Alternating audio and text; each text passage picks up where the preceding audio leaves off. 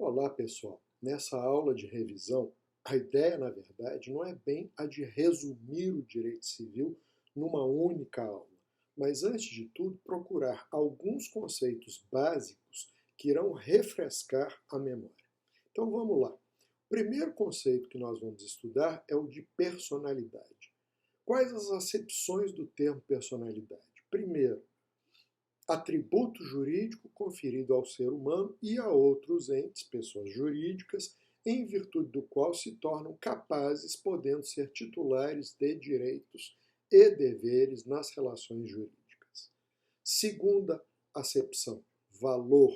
O valor fundamental do ordenamento jurídico que está na base de uma série aberta de situações existenciais nas quais se traduz a sua incessantemente mutável exigência de tutela.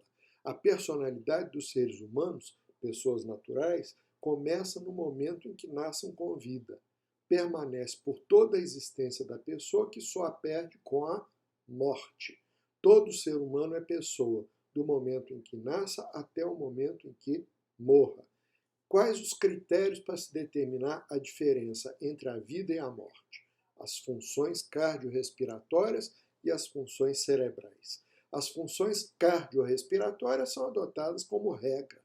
O funcionamento do cérebro apenas para efeito de transplante de órgãos, segundo a Lei 9.434 de 1997.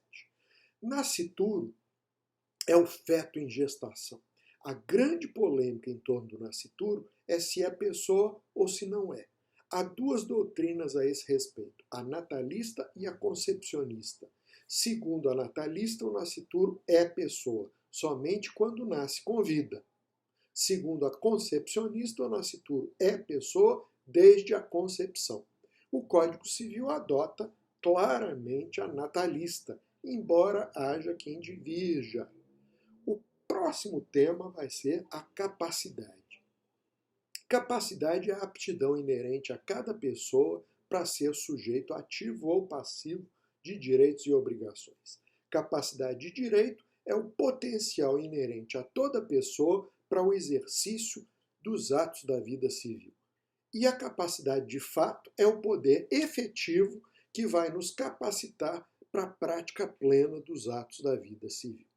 Em relação à capacidade de fato, pode-se classificar as pessoas naturais em três categorias: absolutamente incapazes, relativamente incapazes e capazes. Absolutamente incapazes são os menores de 16 anos, também chamados menores impúberes.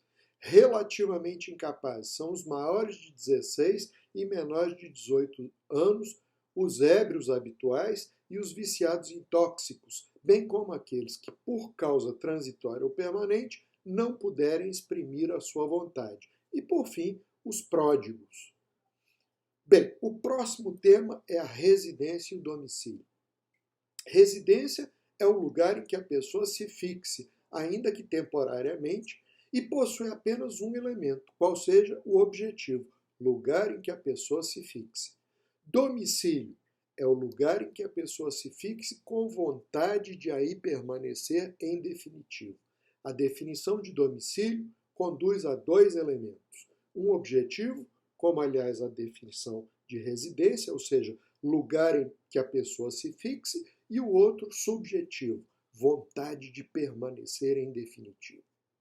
Bem, vamos agora à teoria dos negócios jurídicos. Negócio jurídico é toda ação humana combinada com o ordenamento jurídico voltada a criar, modificar ou extinguir relações ou situações jurídicas cujos efeitos venham mais da atuação individual do que da lei.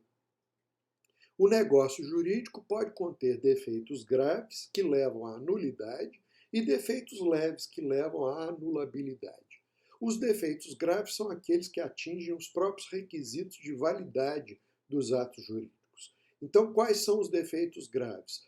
Os previstos no artigo 166, quais sejam a incapacidade absoluta do agente, a impossibilidade e a ilicitude do objeto, a ilicitude do motivo determinante e a inadequação de forma, além de outros previstos em lei, como a lesão nas relações de consumo. O Código Civil inclui também a simulação entre os defeitos graves. Os defeitos leves são os que não atingem o ato de forma definitiva, considerados tais os listados no artigo 171, ou seja, a incapacidade relativa do agente, os vícios do consentimento, erro, dolo e coação, o estado de perigo e a lesão e a fraude contra credores, além de outros previstos na legislação de maneira difusa. A nulidade ocorre diante dos defeitos graves, fazendo com que o negócio não produza os efeitos que deveria produzir. Além disso, a nulidade pode ser alegada por qualquer interessado, inclusive pelo Ministério Público, e pelo juiz ex officio, a qualquer tempo. Por outro lado, a anulabilidade ocorre quando o negócio for inquinado de defeito leve, passível de convalidação.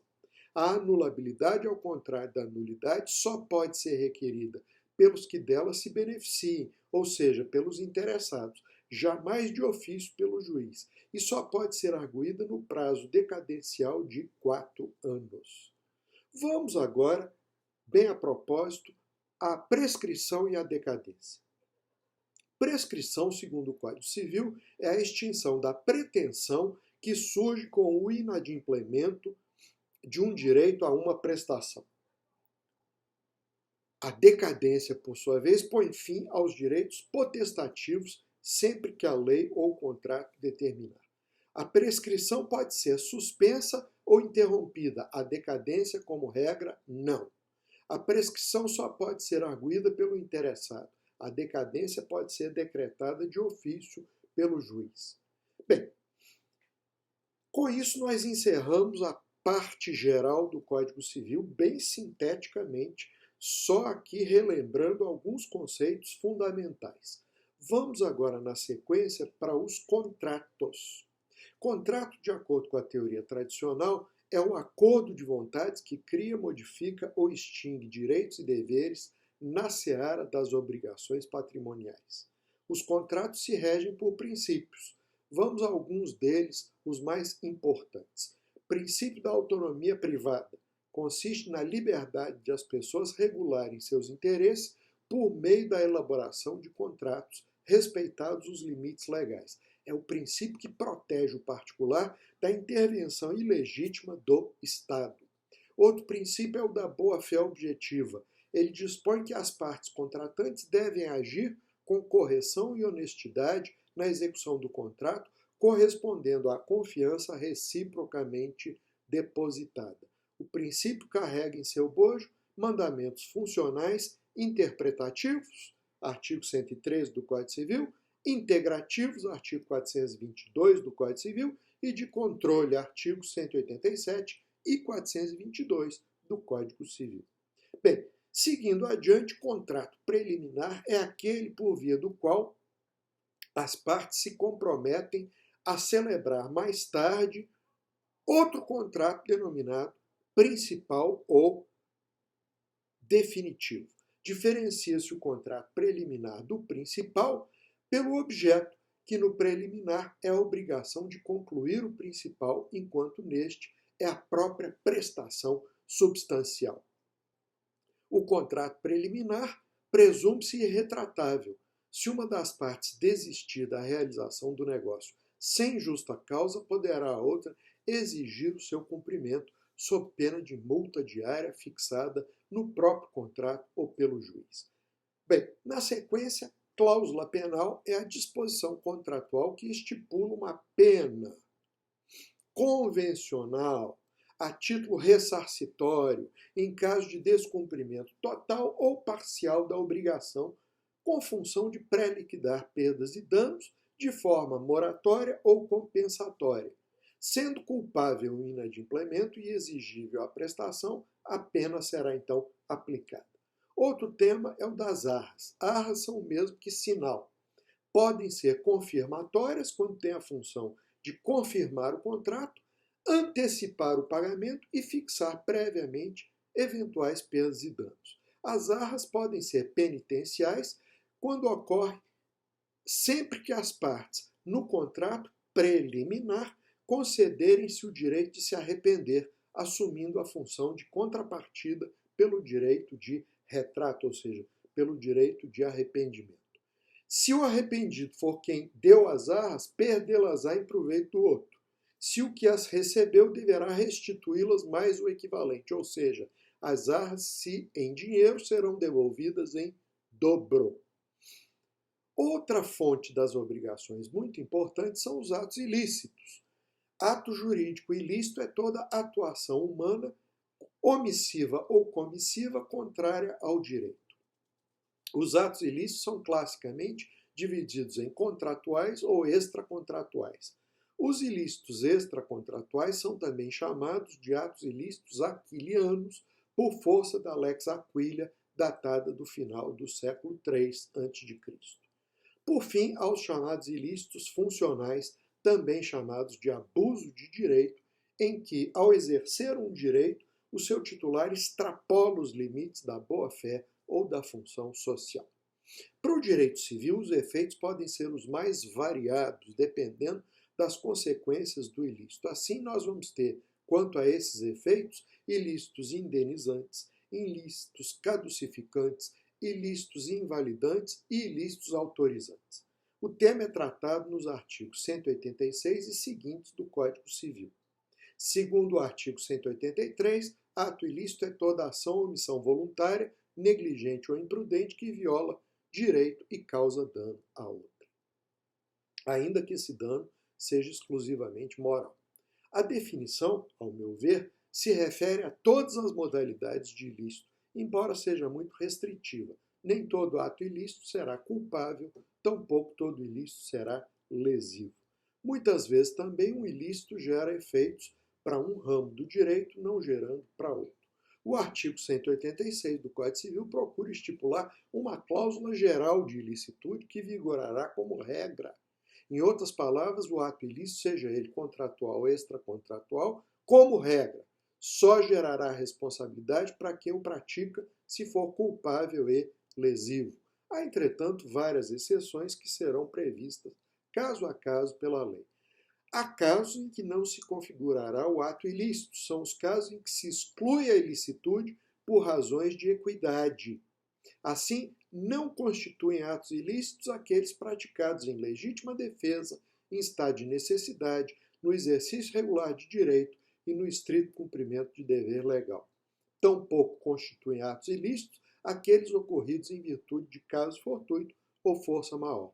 Caso fortuito é o caso que não se poderia prever e se mostra superior às forças ou vontade da pessoa, para que seja evitado. O caso de força maior é o fato que se prevê ou é previsível, mas que não se pode igualmente evitar, visto que é mais forte que a vontade ou ação da pessoa.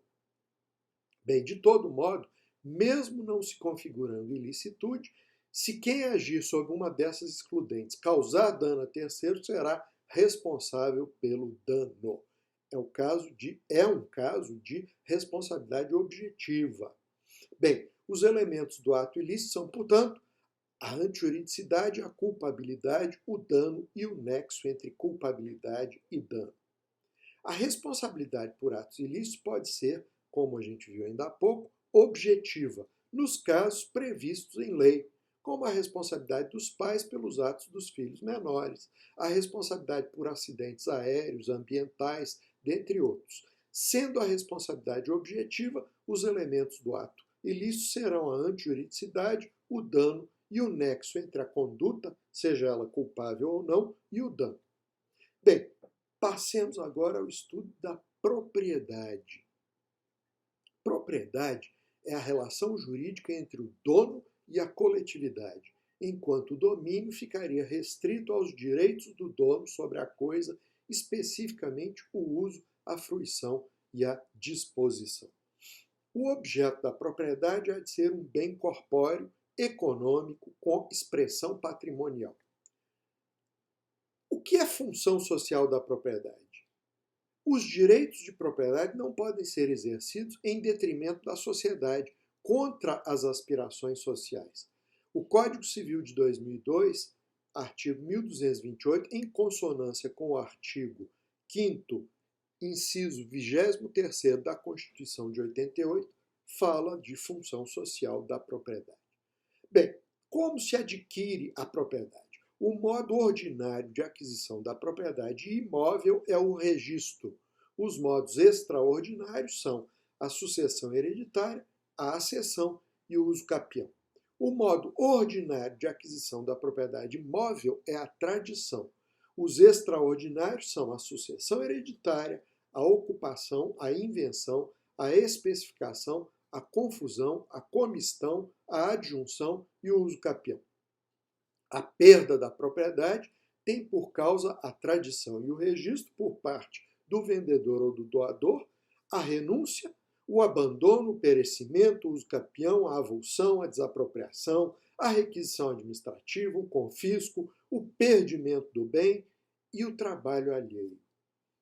Bem, o próximo tema é a posse. O direito brasileiro adota a teoria objetivista de Hering. Segundo ela, a posse é uma situação composta de corpos e ânimos. Corpus é a atividade externa do possuidor em relação à coisa. Animus domini como a vontade de ter a coisa. Para a teoria objetivista, é possuidor quem procede com aparência de dono, ainda que não o seja nem deseje ser. Há 3 modos de se violar a posse: a turbação, o esbulho, que é a privação da posse, e a ameaça de turbação, ou seja, de perturbação, ou ameaça de esbulho. Quais os instrumentos de proteção possessória? A autodefesa da posse, se for logo imediata, e as ações possessórias, que são também chamadas de interditos possessórios. Aí nós vamos ter a ação de manutenção de posse, no caso de turbação, a ação de reintegração de posse, no caso de esbulho, e o interdito proibitório, no caso de ameaça. E são essas exclusivamente, apenas essas. No juízo possessório não pode ser arguída a propriedade, ela é objeto do juízo petitório. Nas ações possessórias não interessa quem seja o dono, mas sim quem tenha a melhor posse. Características importantes das ações possessórias são as seguintes: elas são dúplices, fungíveis, permitem ao autor pedir, além da proteção específica da sua posse, indenização por perdas e danos, cominação de pena em caso de nova turbação ou esbulho e o desfazimento de construção ou plantação feita em prejuízo da posse. Podem ser de força nova ou de força velha, se intentadas há menos ou mais de 1 ano e 1 dia. E a participação do cônjuge ou companheiro só é indispensável quando houver composse ou o ato for por ambos praticado. Bom, nossa próxima etapa nessa jornada são os direitos reais sobre coisas alheias.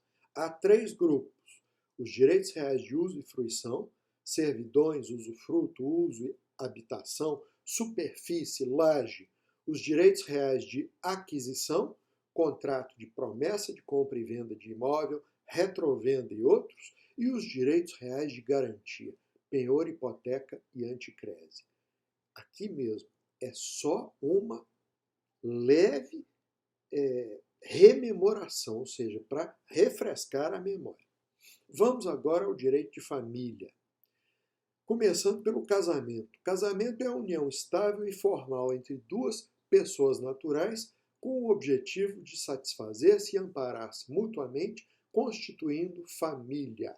O que vai diferenciar o casamento da união estável é a formalidade que há no casamento e não há na união estável como regra. Bom, vamos lembrar que pode ser entre pessoas do mesmo sexo, desde que sejam capazes e não sejam coagidas nem atuem com erro. Tampouco pode haver incesto, casamento entre ascendentes e descendentes e entre irmãos. Casamento ou união estável, ok? De posse do certificado de habilitação para o casamento, os noivos estarão aptos a requerer ao juiz de paz ou ao ministro religioso que lhes marquem dia, hora e local para que se realize a cerimônia nupcial. O casamento pode se extinguir pela morte, pode ser defeituoso, pela separação judicial e pelo divórcio. Bem, outro tema, o parentesco enquanto gênero, se subdivide em espécies conforme a genealogia, o tratamento legal e a linha. Conforme a genealogia, o parentesco pode ser natural ou civil. Parentesco natural é o consanguíneo. Parentesco civil é o parentesco por adoção. O parentesco socioafetivo consiste, assim, naquele estabelecido entre indivíduos não ligados por um vínculo de sangue ou de adoção que naturalmente lhes conferiria o dito parentesco. A Constituição de 88 proibiu qualquer distinção entre filhos, sejam eles legítimos ou não. No regime anterior havia filhos ilegítimos, atualmente não há mais. Bom, de acordo com a linha, o parentesco pode ser em linha reta ou em linha colateral. Parentes em linha reta são os descendentes e os ascendentes. Parentes em linha colateral, transversal ou oblíqua são os irmãos, sobrinhos, tios e primos. O pai ou procurador seu, com poderes especiais, poderá reconhecer uma pessoa como filho a qualquer momento. O reconhecimento dos filhos havidos fora do casamento é irrevogável e será feito no registro de nascimento, por escritura pública ou particular, a ser arquivada no cartório de registro civil das pessoas naturais, por testamento, por manifestação expressa e direta perante o juiz, ainda que o reconhecimento não haja sido o objeto único e principal do ato que o contém. Na ata de casamento é vedado, proibido, o reconhecimento da paternidade. Bom, segundo a Lei 12.318 de 2010, considera-se ato de alienação parental a interferência na formação psicológica da criança ou do adolescente, promovida ou induzida por um dos genitores, pelos avós ou pelos que tenham a criança ou adolescente sob sua autoridade, guarda ou vigilância, para que repudie o genitor ou cause prejuízo ao estabelecimento ou à manutenção de vínculos com esse genitor. A tutela consiste no encargo cometido a certa pessoa a fim de que gerencie a vida pessoal e patrimonial de um menor incapaz sobre o qual não se exerça poder familiar. Assim estarão submetidos à tutela todos os menores incapazes cujos pais não possam exercer o poder familiar, seja por terem sido dele privados, seja por estarem mortos. O tutor será nomeado pelos pais em conjunto. A nomeação se fará em testamento ou outro documento autêntico, ou seja, verdadeiro, e independerá de confirmação judicial. Importante isso. Bom, o tutor poderá ser também nomeado pelo juiz quando os pais não tiverem feito nem puderem fazer. A curatela, propriamente dita, é o encargo conferido a alguém para gerenciar a vida e o patrimônio dos maiores incapazes. Cabe observar que não há curatela senão deferida pelo juiz no bojo de um processo com ou sem interdição. Uma vez nomeado o curador, com ou sem interdição, os atos praticados pelo incapaz serão anuláveis. Tomada de decisão apoiada é um processo pelo qual o deficiente seja capaz, ou seja, o deficiente capaz eleja pelo menos 2 pessoas idôneas com as quais mantenha vínculos e que gozem da sua confiança para prestar-lhe apoio na tomada de decisão sobre atos da vida civil, fornecendo-lhes os elementos e informações necessários para que possa exercer plenamente a sua capacidade. Bem, a guarda é uma relação típica do poder familiar. É, em termos grosseiros, a posse dos pais sobre os filhos. A guarda normalmente é exercida em conjunto por pai e mãe, que coabitam com os filhos. No entanto, poderá ser concedida a um só dos pais, quando se achem separados ou quando um se encontre impossibilitado de exercê-la por estar preso, por exemplo. É a chamada guarda uniparental ou exclusiva. A guarda poderá ser ainda alternada, dividida, guarda por aninhamento ou nidação e guarda compartilhada. Considera-se alimento tudo o que for necessário para a manutenção de uma pessoa, aí incluídos os alimentos naturais, habitação, saúde, educação, vestuário e lazer. Segundo o Código Civil, são obrigados a prestar alimentos reciprocamente os descendentes e os ascendentes, e os irmãos, os cônjuges e os companheiros. A Lei 11.804 de 2008 introduziu os chamados alimentos gravídicos devidos à mulher gestante pelo futuro pai. Os valores deverão ser suficientes para cobrir os alimentos gravídicos e, na dicção da Lei 11.804, são devidos à mulher. Ela é o sujeito ativo, não o nascituro, ok? Segundo o Código de Processo Civil, artigos 693 a 699, as ações de família, ou seja, os processos contenciosos de divórcio, separação, reconhecimento e extinção de união estável, guarda, visitação e filiação receberão tratamento especial. Nessas ações, todos os esforços serão empreendidos para a solução consensual da controvérsia. Muito bem, nosso último tema é o direito das sucessões. Há duas espécies de sucessão causa-mortes, a legítima e a testamentária. Sucessão legítima é a que ocorre segundo determinação legal. Ocorre quando uma pessoa morre sem deixar testamento. Será sempre universal. Sucessão testamentária é a que ocorre por ato de vontade deixado em testamento. Bom, herdeiro necessário é aquele a quem a lei assegura a metade do acervo hereditário, metade da herança. São os descendentes, os ascendentes e o cônjuge viúvo. Os herdeiros sucedem a título universal, sempre. Os legatários sucedem sempre a título singular, ou seja, eles sucedem num ou mais bens específicos. Então, legatário é aquele a quem o testador deixa uma coisa ou uma quantia certa, determinada, individuada a título de legado. Os legatários sucedem a título singular.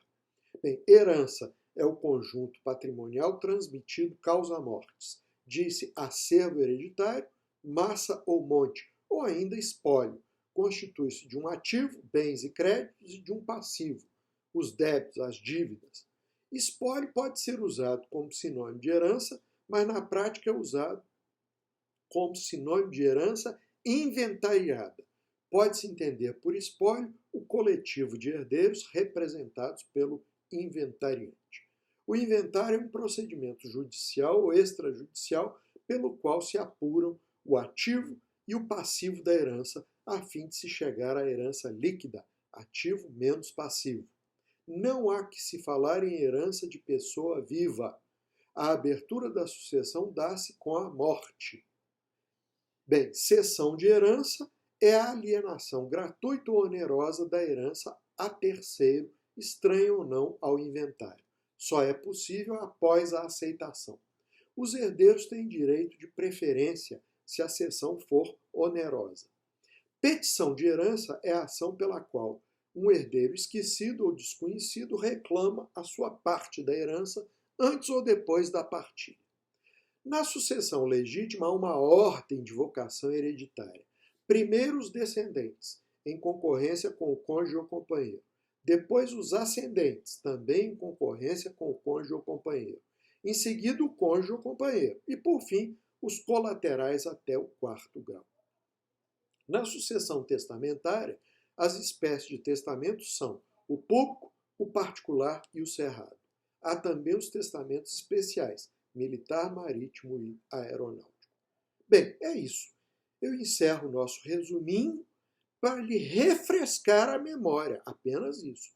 Eu espero que tenha sido útil, espero que seja útil. Um grande abraço e boa sorte na prova da OAB.